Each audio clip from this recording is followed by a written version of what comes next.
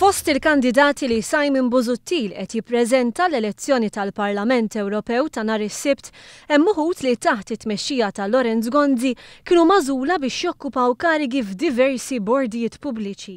Bejn l-2010 u l-2012, il-kandidat nazzjonalista Jonathan Shaw kien membru tal-Bord tal-Aviation Supervisory Committee fi ħdan Transport Malta, kariga li għaliha tħallas aktar minn 8,000 euro.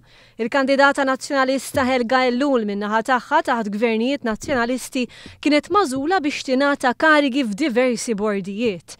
Ellul kienet tagħmel parti mill-bord tal-istrateġija politika fi ħdan l-uffiċċju ta' Lorenz Gonzi meta kien Prim Ministru. Kienet ingħatat ukoll karigi f'bordijiet oħra. Bejn l-2006 u l-2012 Helga Ellul intgħażlet biex tkun fil-bord tal-gvernaturi tal-MCAST fejn tħallset aktar minn 12,000 euro.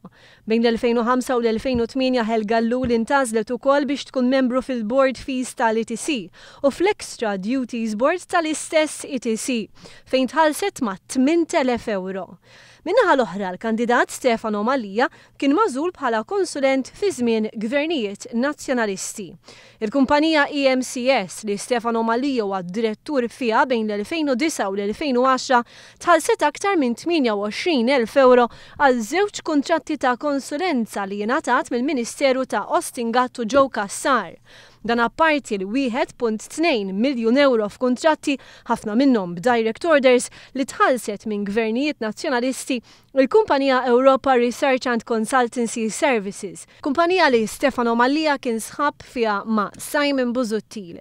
Stefano Malija kien ukoll wieħed minn dawk li flimkien ma' Simon Busuttil mexxa l-kampanja elettorali tal-Partit Nazzjonalista għall-elezzjonijiet tal-Parlament Ewropew ta' 5 snin ilu.